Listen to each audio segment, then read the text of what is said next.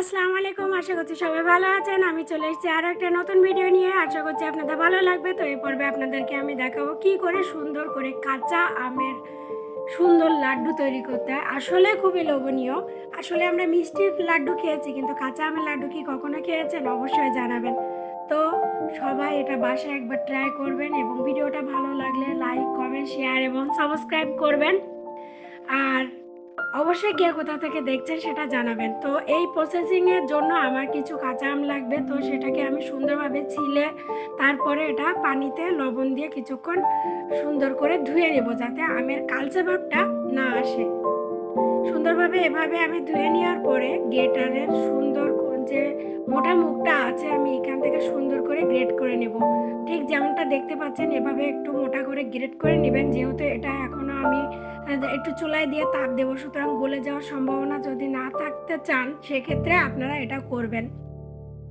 তো সুন্দর করে আমি এরকমভাবে গ্রেট করে নেওয়ার পরে লবণ দিয়ে খুব সুন্দর করে চটকিয়ে আমের থেকে এক্সট্রা যে কষ পানি সেটা বের করে নিব, কেননা এই কষ পানিটা থাকলে আসলে আমের সুন্দর করে আচারটা ঝুরঝুরি করে করা যাবে না, আর এক্সট্রা টক ভাবটাও কেটে যাবে, যাতে করে আমার চিনির পরিমাণটাও কম লাগবে। যেহেতু লাড্ডুটা আমার খুব বেশি মিষ্টি বা খুব বেশি পানসেও লাগলে হবে না, মিডিয়াম করে রাখতে হবে।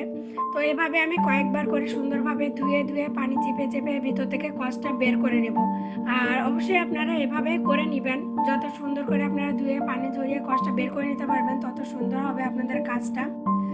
আর যদি ভিডিওটা প্রথম দেখে থাকেন তবে অবশ্যই লাইক, কমেন্ট, শেয়ার করবেন।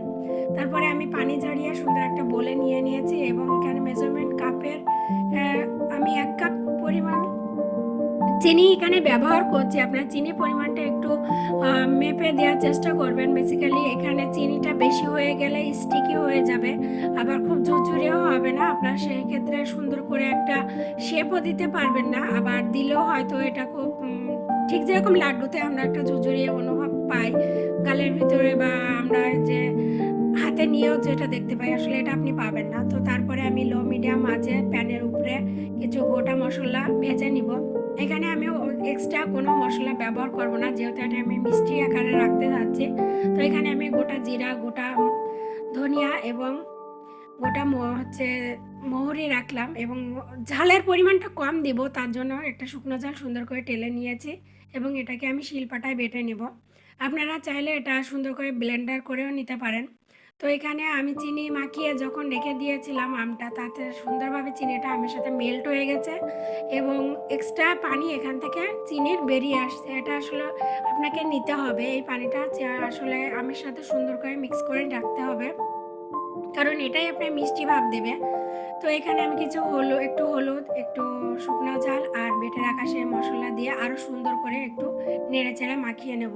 এটা একটু সুন্দর করে মাখিয়ে নিলে এক্সট্রা আপনার আমের মধ্যে ফ্লেভারগুলো চলে যাবে, তখন আপনার বাড়তি কোনো ফ্লেভার এখানে অ্যাড করা লাগবে না। আর এখানে আপনারা কোনো ধরনের ফুড কালার ব্যবহার না করাটাই বেটার। তো আমার চিনির এবং লবণের তারতম্যটা ঠিক রাখার জন্য আমি আরেকটু লবণ এখানে ব্যবহার করেছি। তারপরে চুলায় লো মিডিয়াম আঁচে আমি সমস্ত মিশ্রণটা ঢেলে দেব এবং সুন্দরভাবে ছড়িয়ে 5 মিনিটের মতো ঢেকে দিব, যাতে আমটা সুন্দরভাবে একটু সিদ্ধ হয়ে আসে। তো তারপরে দেখুন আমের কালারটা কতটা সুন্দর হয়ে এসেছে। আসলে এটা তলায় লেগে গেলে ভয় পাওয়ার কোনো কারণ নেই, যেহেতু আমাদের আগে থেকে চিনি এখানে দিয়ে মানে ওকে সেট করার জন্য রেখে দেওয়া হয়েছিল, সুতরাং এটা তলায় লেগে যাবে এরকম ভয় পাওয়ার দরকার নেই, কিন্তু চিনির পরিমাণটা অবশ্যই আপনারা মাথায় রেখে দিবেন। তো এই পর্যায়ে আমি সুন্দরভাবে এভাবে নাড়াচাড়া করে একেবারে চিনির যে পানিটা আছে এটা শুষে যাওয়া পর্যন্ত সুন্দর করে নাড়াচাড়া করতে থাকবো, এবং যত নাড়াচাড়া করব দেখা যাবে এর কালারটা তত চেঞ্জ হচ্ছে। আমি এটা অনেকদিন সংরক্ষণ করব, তাই এখানে 1 টেবিল স্পুনের মতো ভিনেগার ব্যবহার করছি। আপনারাও এটা করবেন, তাহলে এটা অনেকদিন ধরে আপনারা রেখে খেতে পারবেন। তো আমি এভাবে সুন্দর করে নাড়াচাড়া করে নিয়ে একেবারে দেখবেন যখন কড়াই সাথে আর আচারের যে মিশ্রণ এটা আপনার লেগে না আসছে, ততক্ষণে আপনি বুঝবেন যে এটা আপনার জন্য পারফেক্ট। সো এটা আমি চুলাটা নিভিয়ে দিয়ে তারপরে ঠান্ডা হওয়ার জন্য রেখে দিলাম রেস্টে। তখন এতটাই ঝরঝরে হবে আর দেখতেও অনেকটা সুন্দর হয়েছে, ফ্লেভারটা তো অসাধারণ।